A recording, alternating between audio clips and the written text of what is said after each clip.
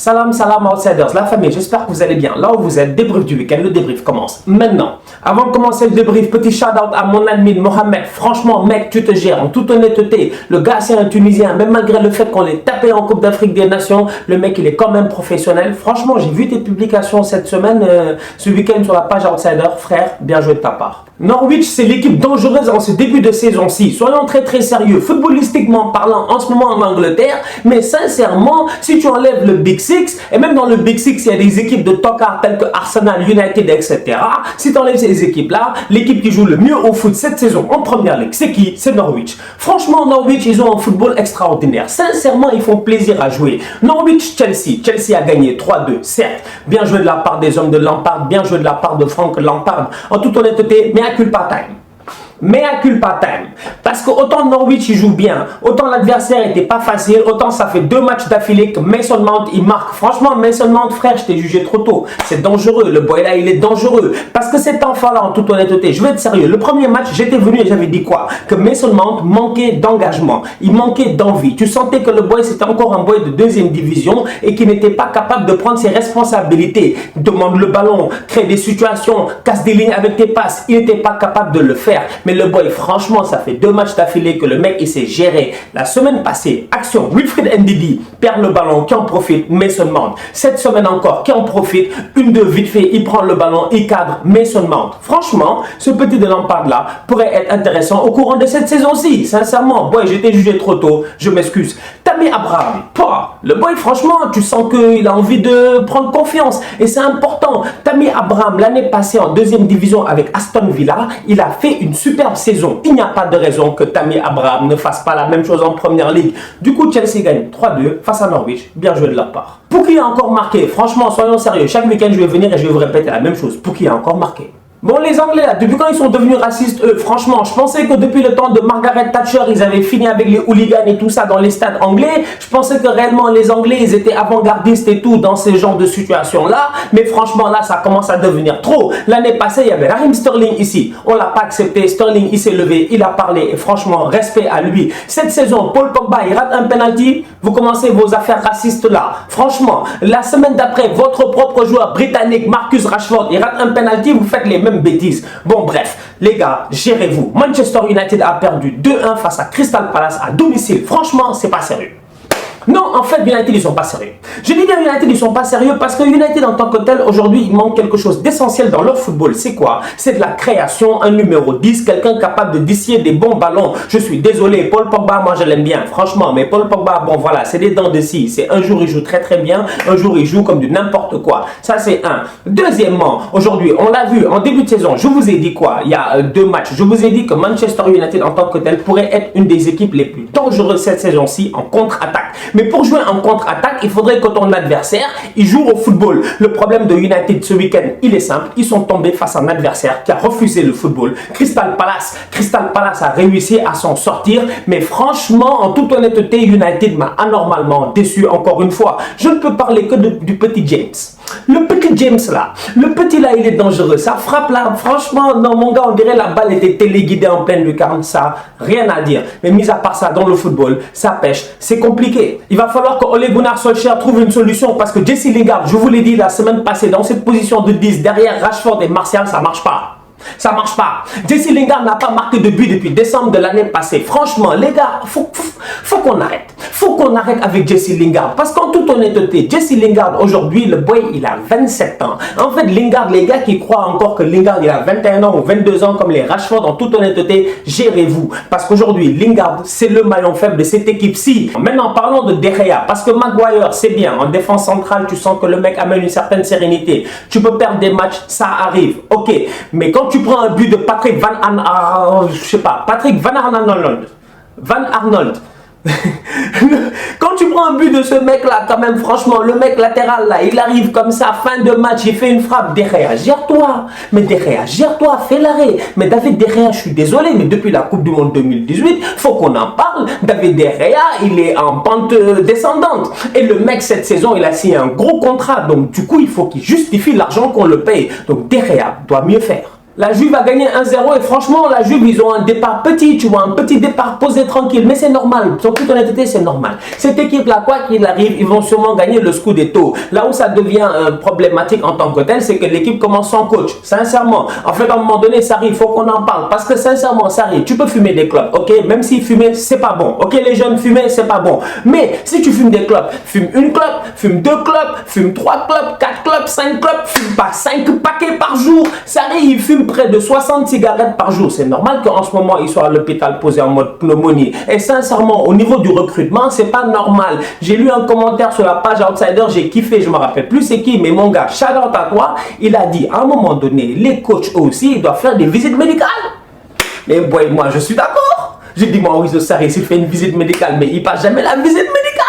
On a encore perdu. Franchement, je suis fatigué. En toute honnêteté, je suis fatigué. J'en ai marre de perdre à Liverpool. J'en ai marre de perdre à Anfield. Chaque année, c'est le même blablabla. On arrive à Anfield, on se fait taper. Franchement, là, on arrive, on se fait taper encore une fois 3-1. Bon, parlons du match en tant que tel. Je suis frustré, je suis fâché. J'ai passé un week-end de merde. Et en toute honnêteté, je pense que comme tous les fans d'Arsenal, on a encore la haine au fond de nous. Parce que Liverpool ne nous a pas respectés. Ils sont venus, ils se sont baladés, ils nous ont tapés. Sincèrement, Liverpool a bien joué au foot. En fait, Liverpool et Manchester City, voilà, deux équipes, ils sont pas là pour rigoler cette saison-ci. Ils sont partis sur les mêmes bases que l'année passée. Tu as l'impression en fait que pour eux, le championnat n'est pas terminé. Tu vois, l'année passée, ils ont fini à quoi? 97, je sais pas, 96 points ou je sais pas quoi. Pour eux, en fait, ils continuent. J'ai l'impression que Liverpool, là, ils doivent être à 102 points, City à 103 points ou un truc comme ça. C'est incroyable le rythme que ces deux équipes-là sont en train de mettre sur la première ligue. Arsenal arrive, Arsenal perd. Pépé, bon, Nicolas Pépé. Mec, Nicolas Pépé, le 1 contre 1 là que tu as raté, tu as fait exprès, franchement, mais Nicolas Pépé aujourd'hui en première mi-temps, il peut claquer 2 buts. Aubameyang, j'en parle même pas, le gardien n'est pas là, fait un lob, cadre, il cadre pas. Je vous dis, j'étais couché, j'étais en position couché, mec, j'étais là, j'ai failli mourir dans mon salon. J'ai dit, mais les boys là, ils se foutent de qui? Ils veulent gagner ou ils veulent perdre? Ils ont l'ambition de vouloir titiller les grands ou pas? Parce que quand tu veux titiller ces grands là, ces actions là, tu dois les mettre. De l'autre côté, Salah, il claque un doublé. Virgil van Dijk, il paraît qu'on l'a jamais dribblé. Nicolas Pépé, il est arrivé, première minute, même pas il a commencé le match, il a dribblé Virgil van Dijk. Van Dijk, faut qu'on en parle, franchement, parce que c'est vrai que les gars, ils ont raison sur Van Dijk, effectivement. J'avoue que Van Dijk, il fait du marquage de nudité, c'est-à-dire marquage de, tu vois, il essaie de nous montrer qu'il est plus futé que nous. Parce que Van Dijk, souvent, effectivement, je regarde, l'attaquant arrive, Van Dijk, il recule. Puis il est comme ça, tu vois, il recule, mais en reculant, il recule, mais tu vois, il donne pas beaucoup trop d'espace. Il attend toujours le retour de ces gars, de Robertson, de Matip ou de quelqu'un. Dès que les gars sont deux, il attaque, il récupère le ballon. Tu vois, Van Dijk, c'est un défenseur moderne, c'est un défenseur intéressant. Franchement, il n'y a rien à dire si c'est sa technique et que ça marche jusqu'à présent, on peut rien y faire, tu vois. Mais c'est vrai que Van Dijk n'est pas des défenseurs comme les Ramos, etc., qui attaquent. Il y a des gars, ils s'attaquent tu te dis, toi tu viens à pleine vitesse, ils rentrent sur toi. Van Dijk n'est pas comme ça. Celui qui n'a rien foutu de sa part, lui, franchement, faut qu'on en parle, c'est David Luiz. Alors là, lui, moi, Tocarinho, c'est mon nouveau tocard brésilien. Moi, je suis fatigué. Chaque saison, on me ramène un nouveau tocard. En fait, moi, David Luiz, j'ai vu David Luiz arriver. Je me suis dit, non, David Luiz, il va arriver, il va être serein, il va se poser, il va nous donner une bonne saison. David Luiz, mec, Mohamed Salah, t'as dribblé. Accepte que t'as dribblé, il y a penalty. On sait tous qu'il y a penalty. David Luiz, il va en conférence de presse pour venir nous dire non, Salah, il a mis un maillot extra large. Si tous les jours se mettent à mettre des maillots XXL, c'est normal que si tu tires sur le maillot, tu attrapes le joueur et tout. J'ai dit, boy, toi, c'est quoi ces excuses de merde là? En fait, tu nous as pris pour quel genre de tocard? En fait, boy, à un moment donné, il faut qu'on parle à David Luiz, il se fout de nous. Parce que franchement, toute honnêteté, ça a juste été beaucoup plus rapide et beaucoup plus vif. Donc du coup, David Luiz, gère-toi. 400e but en première ligue pour El Kun Aguero. Manchester City gagne 3-1 face à Bournemouth. Franchement, rien à dire. Là, encore une fois, City, ils ont géré. Comme j'ai dit tout à l'heure, City et Liverpool, voilà, deux équipes. En fait, eux, ils ont leur championnat à part. En fait, la première ligue commence à devenir comme la Bundesliga et les autres trucs, tu vois. Il y a deux équipes, elles dominent, ils n'ont plus notre temps, je vous dis. C'est comme le Real et le Barça. Je m'excuse. C'est comme l'Atlético et le Barça. Parce que le Real, eux, encore, ils ont foiré ce week-end. Mais soyons très, très sérieux. Liverpool et City, voilà, deux équipes au top. City a gagné. Aguero a claqué son 400e but. Franchement, Kun Aguero, c'est une légende à Manchester City. Il n'y a rien à dire. Le mec leur a donné un titre. sur une passe de Balotelli. Beaucoup l'ont oublié. Mais quand même, il leur a donné un titre, tu vois. Mis à part cela, Kevin De Bruyne, encore une fois, grand match. Raheem Sterling, bon, tu vois, c'était un peu plus compliqué pour lui. Il y avait moins d'espace. Mais le boy, il a quand même marqué son but. Donc, comme je dis, Pukki a marqué, Raza a marqué. Franchement, la course au meilleur buteur, là, elle est intéressante. Même le boy de Burnley, là, Ashley Barnes, les gars qui connaissent la première ligue, ils savent, il est dangereux, franchement. Donc, du coup, je vous dis, cette équipe de Manchester City, là, qui en plus de cela, par rapport à l'année passée, a récupéré des joueurs comme Kevin De Bruyne et tout, à mon humble avis, cette saison, elle est partie sur les mêmes chapeaux de roue. Maintenant, on va voir ce qui va se passer. Et d'ailleurs, franchement, sincèrement, j'ai hâte à Liverpool City. Bon, Ederson, franchement, à un moment donné, je comprends pourquoi l'autre de Liverpool, Alisson, il est titulaire en équipe nationale. Parce qu'Ederson, il n'est pas très intelligent. Franchement, boys de favelas, il n'est pas très intelligent. Ederson, pour les fans de City qui ont regardé le match, ils savent très bien de quelle action dont je parle. Mec, Callum Wilson, il part. Wilson, il part. T'as Kyle Walker qui est en train de courir derrière Wilson. Il dit à Ederson, attends mec, I got him. L'idiot là, il sort de sa surface de réparation pour aller tacler Wilson. Franchement, l'arbitre a été gentil. J'aurais été arbitre, j'aurais donné carton rouge direct.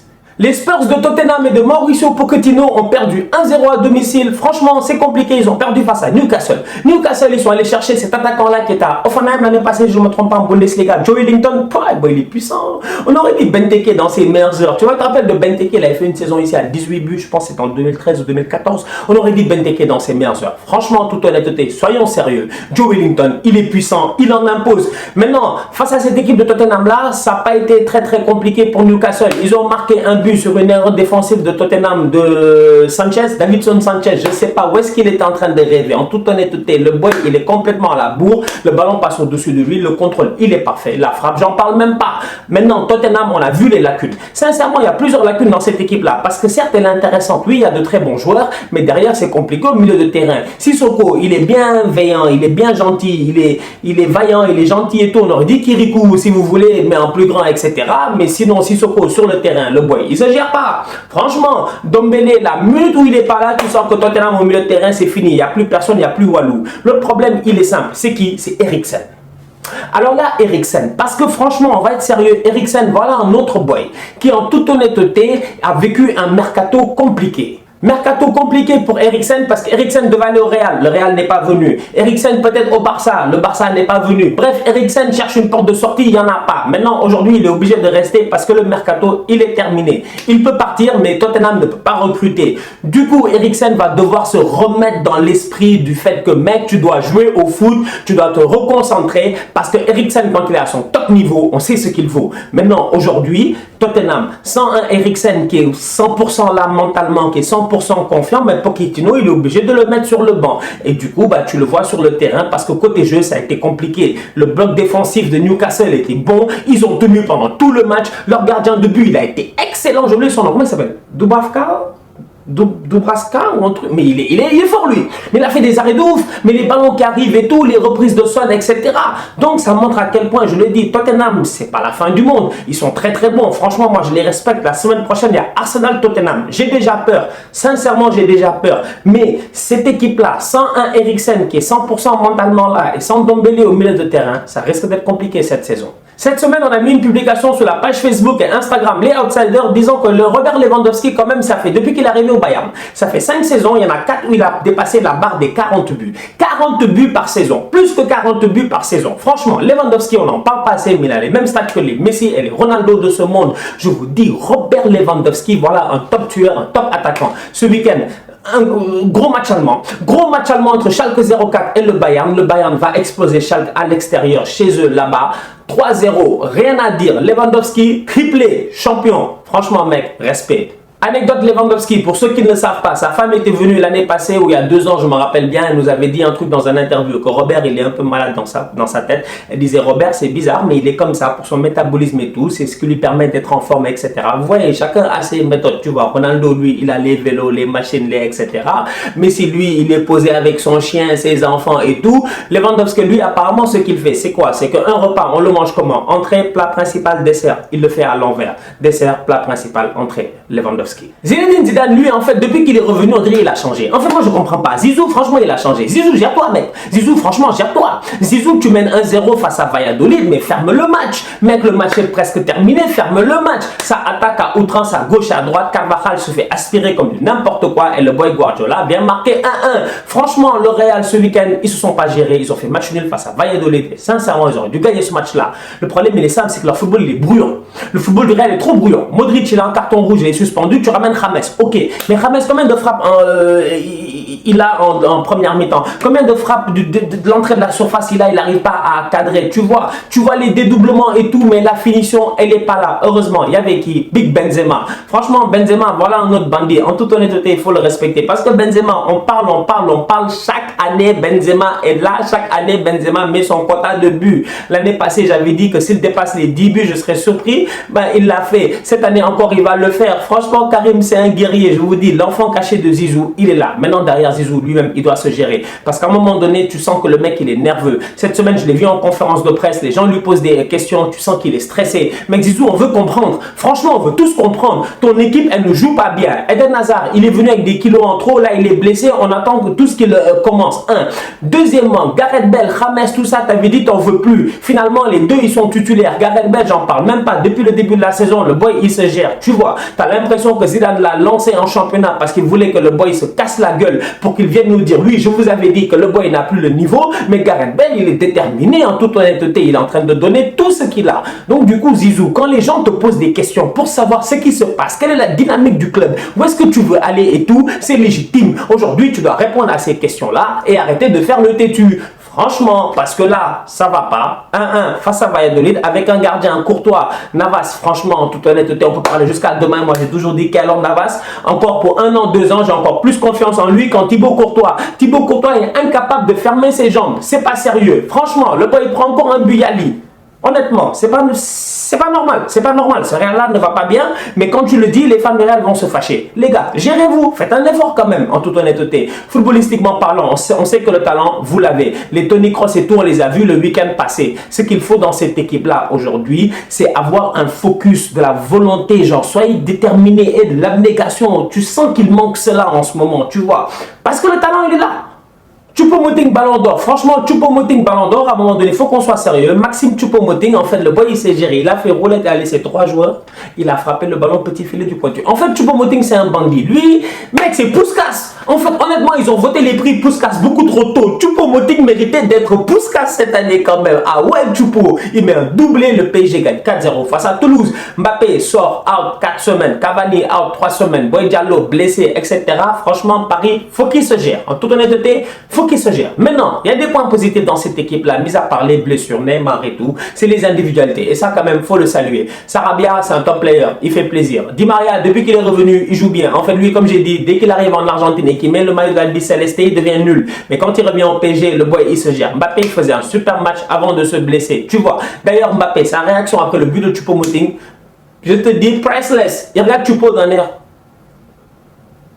Dans sa tête, il doit se dire, mais putain, je savais pas que tu savais faire ça, mec. Je te dis, c'est incroyable, soyons sérieux. Je vous dis, Choupo, ce week-end, il nous a tous bluffés. C'est l'homme du week-end, c'est Choupo-Moting. Les caméras peuvent être heureux, il nous a tous mis dans le dolé. Maintenant, pour revenir au PSG, Gana Gueye, il a joué son premier match au parc. Ghana s'est géré. Franchement, Ghana, ça a été une bouffée d'oxygène pour le PSG cette saison. J'espère que Tuchel saura l'utiliser dans tous les scénarios tactiques qu'il mettra en place, parce que ce jour-là va être très intéressant. Eh ouais, il n'y a rien à dire. Antoine Griezmann, cet été, il nous avait promis une chose. Il avait dit, quand je vais arriver au Camp Nou, je vais créer une nouvelle célébration. Franchement, mec, tu n'as rien créé. Tu as fait que copier, mais mon gars, tu l'as trop bien fait. Sincèrement, la célébration de Grisou avec les petits... Comment on appelle ça? Comment on appelle ça, les confettis ou je sais pas comment vous appelez ça, les petits papiers là, tu vois, qu'il a jeté comme ça à la LeBron James. Mais franchement, le boy, il s'est trop géré. Je vous dis, Grisou, hier, il a fait une top performance. Le Barça a gagné 5-2 face au Betis Séville. Il faut être honnête, il faut dire les choses telles qu'elles sont. Il faut appeler un chien. Il faut le rendre à César ce qui appartient à César. Antoine Griezmann, c'est l'homme du match. Le mec, il claque un doublé, un but comme Messi. D'ailleurs, qu'il dédie à Lionel Messi. Bravo déjà de sa part. Bon, les gens vont dire que oui, Griezmann il est là, il est en train de lécher les bottes de Messi, etc. et tout. Moi je dis Grisou, il essaie juste de s'intégrer dans un groupe qui est déjà beaucoup trop...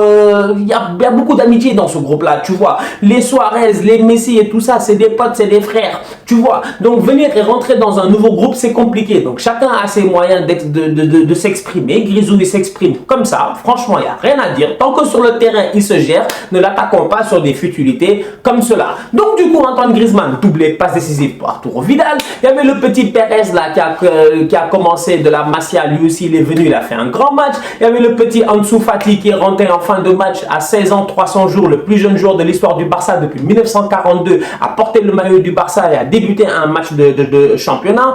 Bref, il y avait des choses intéressantes dans ce match de football là. Sergio Roberto au milieu de terrain, il a été excellent. Busquets a fait une passe d'essai, il a été excellent. Alba, j'en parle même pas. Franchement, le Barça m'a fait plaisir. Maintenant, ce n'est pas Valverde. Non, ce n'est pas Valverde. Et ça, je ne peux pas l'accepter. Parce que je vous dis, Valverde, ce mathématicien, ce tocard-là, ce qui s'est passé ce week-end, c'est simple. On nous a montré ce week-end que sans Messi et sans Suarez, Antoine Griezmann est capable à lui tout seul de porter le Barça. Ça, c'est de 1. Ça, c'est la première chose qu'on a vue. Parce qu'Antoine Griezmann l'a fait avec l'Atlético Madrid sans aucun problème. On a vu une deuxième chose. Sans Messi, Antoine Griezmann a une liberté de mouvement totale sur le terrain. On l'a vu hier face au Betis Séville. Le boy, il est au centre, à droite, à gauche. Il fait ce qu'il veut. En pointe, il décroche. Bref, Grisou était libre. Maintenant, quand Messi et Suarez vont être de retour, c'est là où vous allez voir que Valverde n'est pas fort. Parce que Valverde ne réussira pas à les faire jouer tous les trois. Je vous dis, cette saison, ça va être très très compliqué. Sincèrement, je n'ai pas confiance en Valverde. Tu vois, tout ce qui s'est passé hier, ce n'est pas Valverde, c'est juste le Barça qui était en autogestion. Donc du coup, aujourd'hui, le Barça doit encore continuer à se remettre en question. Ce n'est pas parce que tu as battu le Betis 5-2 que ça veut dire que tu dois te dire, ah c'est bon, c'est tranquille, etc. On sait... Non, non, remettez-vous en question parce qu'il y a des échéances qui arrivent dans les prochains mois. Il y a un Classico dans 2 mois. Il y a des choses très très importantes. Je vous dis, la Ligue des Champions va reprendre. Il faut que le Barça, il faut que Valverde trouve une solution. Parce que Griezmann tout seul, ça marche. Messi Suarez, ça marche. La fusion des trois, est-ce que ça va marcher? On ne sait pas. Les clés sont entre les mains de qui? Ernesto Valverde. Bon, beaucoup de gens ont critiqué le choix de Nabil Fekir d'être parti au Betis Séville, mais Nabil Fekir a marqué. Donc du coup, bien joué de sa part. Il a quand même marqué au Camp Nou, mec. On se capte au courant de la semaine pour un nouveau débrief. D'ici à la famille, on continue à liker, on continue à partager. Merci beaucoup pour votre soutien, merci pour vos messages. Oui, le débrief, il est sorti lundi, c'est normal, tu vois. Parce que hier, il fallait que je digère un peu les matchs et tout, tu vois. Donc, des fois, le débrief va sortir le dimanche, des fois, il va sortir le lundi. Ça va dépendre quand il y aura Ligue des Champions, les mardis et mercredis. Voilà, on va se gérer. Bref, on est ensemble, la famille. Sachez très bien que je ne vous laisserai pas tomber, je ne vous laisserai jamais tomber. Donc, du coup, vous aussi, likez, partagez, activez la cloche, parlez-en, faites ce que vous voulez, commentez surtout parce que j'ai envie de voir vos commentaires. Et on se capte dès la semaine prochaine pour un nouveau débrief. Ça va être chaud. Arsenal Tottenham, derby de Londres en direct de l'Emirates Stadium. Tous outsiders.